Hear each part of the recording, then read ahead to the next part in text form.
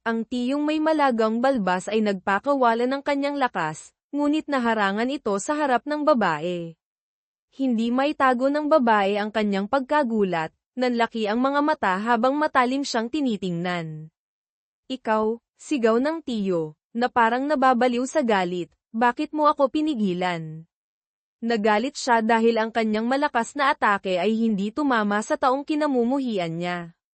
Lalo siyang nagalit dahil alam niya na ang kakayahan ni TY ay laging nasa tuktok ng mga super powered sa kontinente. Ang mga dumalo sa pulong ay nadamay, umuubo sa gitna ng usok at nagreklamo, "Hoy! Huwag kayong basta-basta na lang umaatake ng ganyan."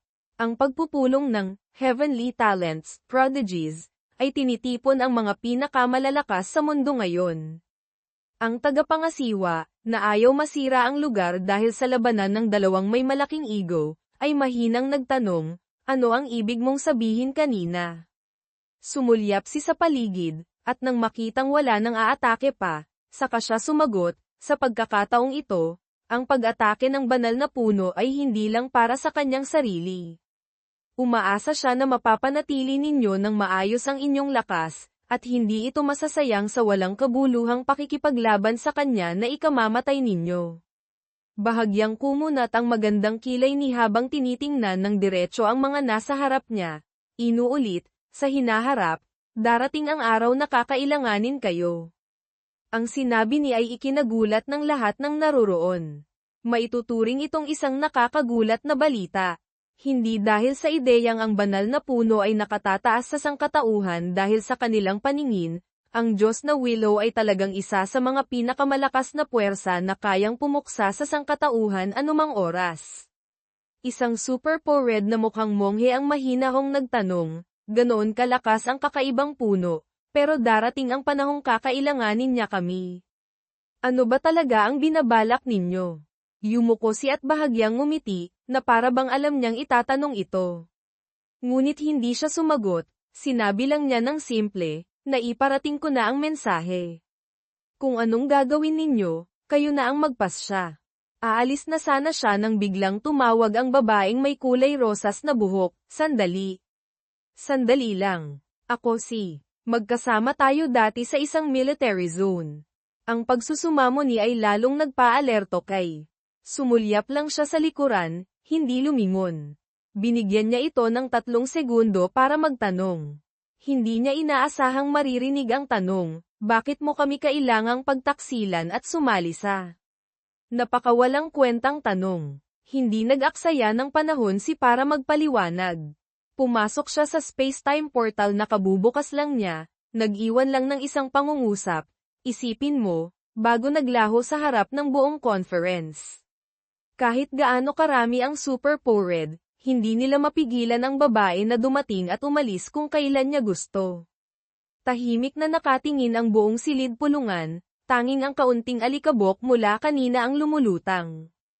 Habang ang ibang super powered ay may kanya-kanyang iniisip, ang tiyong may balbas ang pinakagalit. Tinitingnan niya ang lugar kung saan naglaho si, nagngangalit ang mga ngipin. Kitang-kita ang kanyang pangil na may matinding pagkamuhi, parang isang hayop na umaatungal ngunit walang magawa. Ang braso sa loob ng maluwag na manggas ng Amerikana ay malakas na ibinagsak sa mesa ng may matinding galit. Maging ang tagapangasiwa mula sa gobyerno, na hindi super powered, ay nagngingit-ngit din sa galit. Ngunit walang nang ahas na magpakita ng labis na galit sa harap ni. Lahat ay naglabas lang ng sama ng loob pagkaalis niya. Walang ipinakitang reaksyon si, ngunit lubos niyang naiintindihan kung bakit ganoon ang saloobin ng lahat. Hindi lang nila natanggal ang, kundi pinuntahan pa sila dito ng alagad nito para utusan ng harap-harapan. Tiyak na hindi sila komportable. Mist Great Mountain, na buong taong nababalot ng puting ulap, ay opisyal nang bumalik sa pagiging isang bawal na lugar para sa lahat ng tao mula ngayon. Wala nang nag-iisip na ang Panginoon ng lugar na ito ay patay na o hamina na. Ang katahimikan nito ay mas nagdulot ng takot at pag-iingat kaysa dati. Sa sitwasyong hindi sapat ang lakas ng sangkatauhan para talunin ang mga makapangyarihang puwersa na kayang bumaligtad sa buong kontinente. Mula sa conference, ay nagbukas ng kanyang mahiwagang portal pabalik ng diretso sa bangin na ito. Lumabas siya diretso sa lupa sa harap mismo ng sentral na lugar kung saan nakatayo ang punong willow, para magulat kay sa itaas.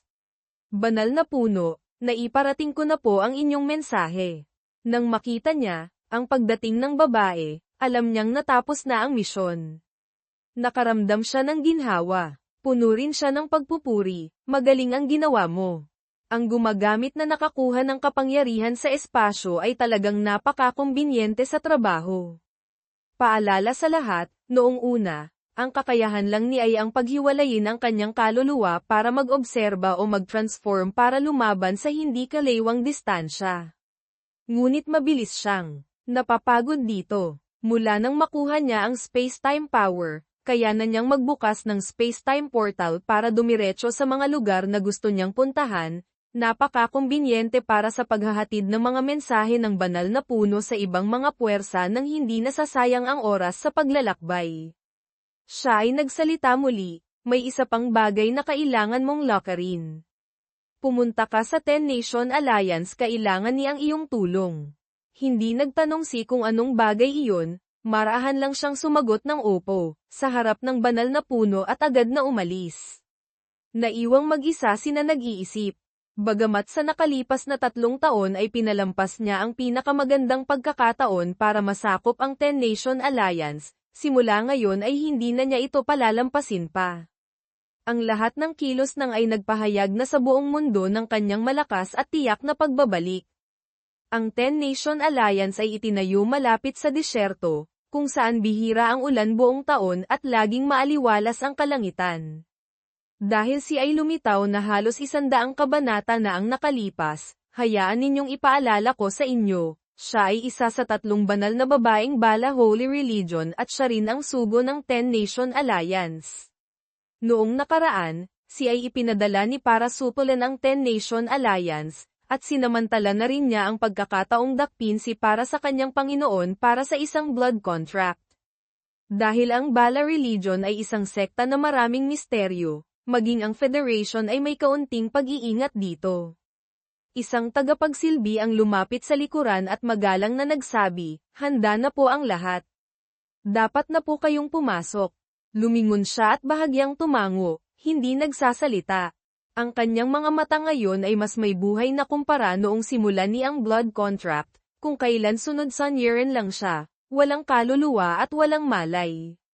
Sa loob ng Maringal at nagniningning na puting palasyo, lumakad si patungo sa mga baitang na paakyat sa isang trono na inukitan ng parehong kulay ng gusali.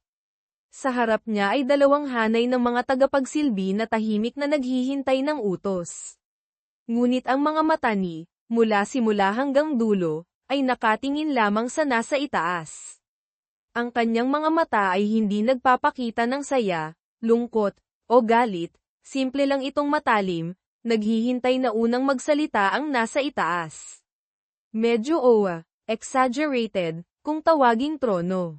Isa lang itong upuan na mas malaki ng kaunti kaysa karaniwan, napakasimple ng disenyo. Ang nakaupo ay may hawak na tungkod na may nakakabit na bowl ang asul, nakasuot ng konserbatibong damit na parang monghe, na may sombrerong nagpapahiwatig ng napakataas na ranggo. Bahagyang nakapikit ang kanyang mga mapusyaw na asul na mata, hindi malinaw ang tinitingnan, habang bahagyang umangat ang kanyang mga labi sa isang malamig na ngiti. Bamantong hininga siya ng bahagya. Maraming kailangang gawin kay dito. Hindi kalayuan mula sa bangin ay ang Iron World, ang lugar kung saan inutusan ng kanilang Panginoon ang mga empleyado ng multi-species company na sakupin. Malamig ang hangin dito. Daan-daang makintab na itim na halijing bato ang matatayog na nakatayo, may daladalang mga bughaw na enerhiya. Ito ang destinasyon ng mga tigre, makamandag na gagamba, at iba pang kakaibang halimaw dahil unang beses sa misyon, ay medyo tensyonado.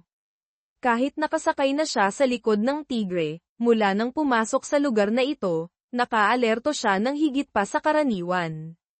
May metal kahit saan. Lahat ay magagandang materyales na metal na magagamit, Ngunit ang problema ay lahat sila ay nagtataglay ng aura ng buhay dahan-daang dumaan ang grupo sa gitnang daanan ng Iron World.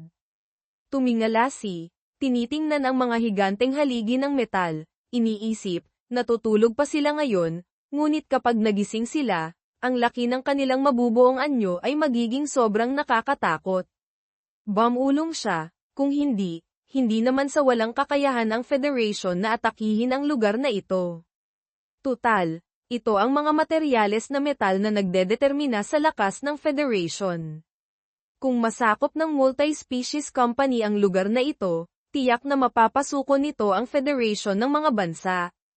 Mula doon, madali na silang mapasailalim.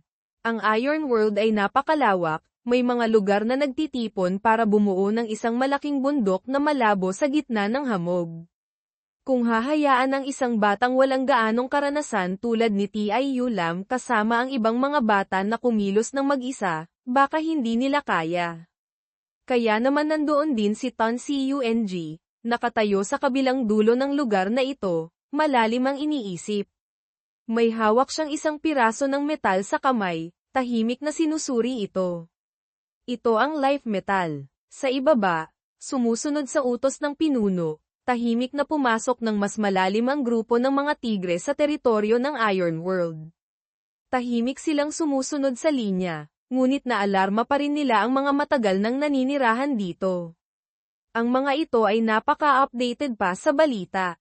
Pagkakita pa lang, bumuka na ang bibig para tumawa. Sa wakas, dumating na rin dito ang mga. Nako, anong gagawin natin? Tumawa ng hehe, ang katabi, ano pa? Habang naglalaban sila hanggang sa halos mamatay na, samantalahin natin ang pagkakataon na nakawin ang bagay na iyon. Sige, madali lang yan. Walang dapat ipag-alala. Ang mukha sa likod ng isang makamandag na gagamba ay ngumisi. Kitang-kita ang mga ngipin habang tumatawa. Ang paningin nito ay laging nasa kisame ng kuweba, kaya lahat ng nangyayari ay isinasalaysay ng mukha sa gitna ng mga berdeng balahibo. Ngayon, tuwang-tuwa silang tumatawa. Ang galing. Ang galing. Hehe. Bigla, sa labas kung saan dumadaan sina nakasakay sa puting tigre, ang lupa at langit ay marahas na yumanig. Ang mga haligi ng metal ay tumagilid at nayanig ng husto, kaya napasigaw sa takot ang bata, lindol. Saan galing yun? Teka, isang gintong kamay ang umaangat. Mas malaki pa ito kaysa pinagsama-samang ilang halijing bato. Bigla itong lumitaw na parang gustong sunggaban ang mga nanghihimasok. Ngunit hindi iyon ang sanhi ng lindol, kundi isang halimaw na hugis tao na binuo mula sa pinaghalong puno, lupa, at maitim na bato, na nakadapa pasulong, kumikislap ang mapanganib na mga mata habang tinitingnan ang grupo ng mga Ditho. Sino sila?